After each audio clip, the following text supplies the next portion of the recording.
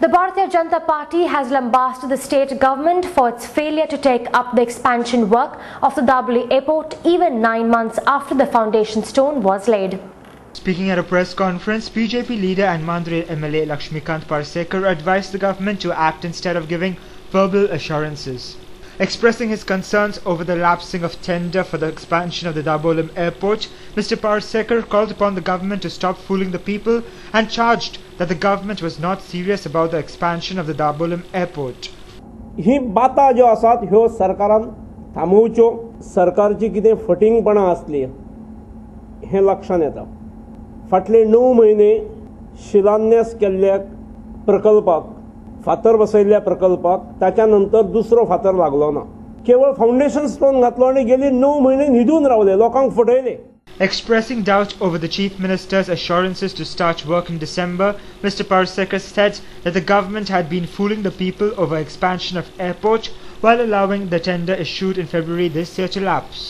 1 फेब्रुवारीत फटिंगपण केले आणि आज सरकार खुलासो करता आसतना गोंयचो मुख्यमंत्री सांगता की that it has not been cancelled.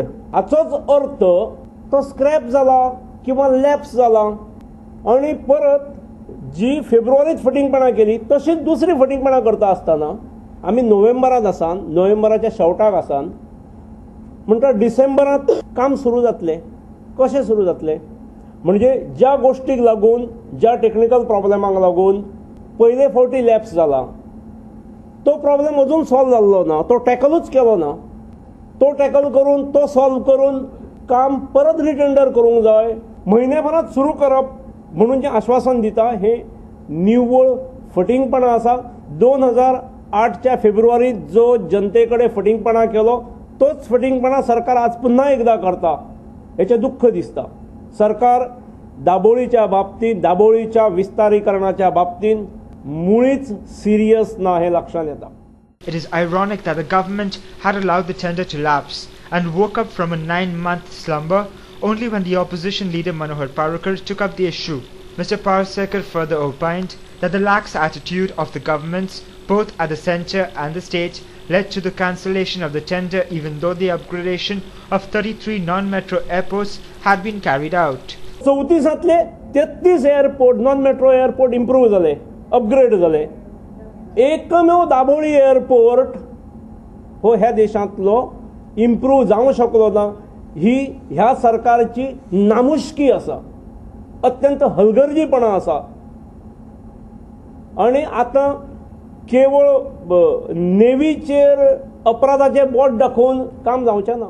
Mr. Parsekar also came down heavily on the Rajya Sabha MP Shantaram Naik and the PWD Minister Churchill Alamau for making vague statements instead of acting on the issue.